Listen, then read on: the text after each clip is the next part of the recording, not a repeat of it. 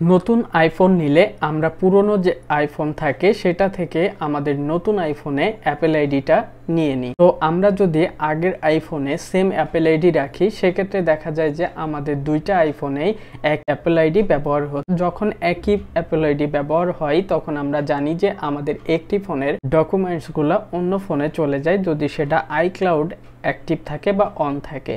তো আমরা এই সময়ে চেষ্টা করি যে আমরা আমাদের আগের ডিভাইসে একটি অ্যাপেল আইডি রাখবো এবং নতুন ডিভাইসে একটি অ্যাপেল আইডি রাখবো। যেহেতু আমরা বর্তমানে যে অ্যাপেল আইডিটা ব্যবহার করি এটাই আমাদের কাছে সবথেকে জরুরি হয়, তাই আমরা নতুন যে ফোনে লগ ইন করতে চাই বর্তমান যে ফোনে লগ ইন থাকে সেই আইডিটা নিয়েই আমরা লগ ইন করতে চাই।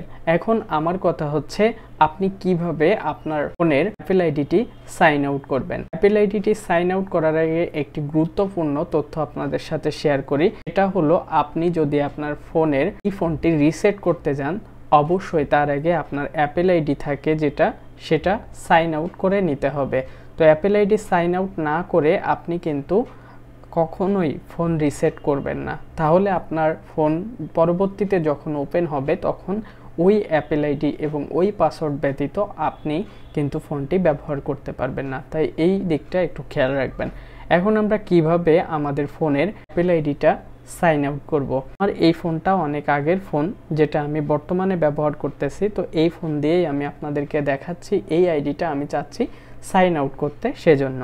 তো আমি কি করব, প্রথমে আইফোনের সেটিংসে চলে যাব। আইফোনের সেটিংসে যাওয়ার পরে অ্যাপেল আইডির প্রোফাইলে চলে যাব এবং এখান থেকে একবারে নিচে চলে আসব। এখানে একবারে নিচে এসে আমি যে সাইন আউট লেখা দেখতেছি এই সাইন আউটে ক্লিক করব।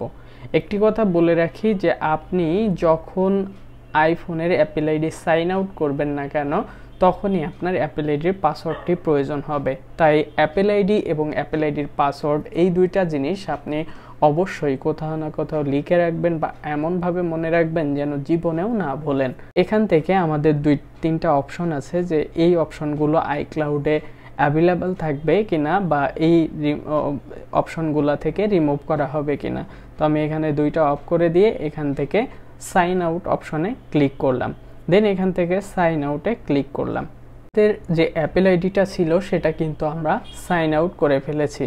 দেখুন এখানে আমার নতুন করে অ্যাপেল আইডি দিতে বলতেছে। এইভাবে আপনারা আপনাদের ফোনটি সাইন আউট করবেন এবং অবশ্যই কখনোই রিসেট করার আগে সাইন আউট না করে আপনার ফোনটি রিসেট করবেন না।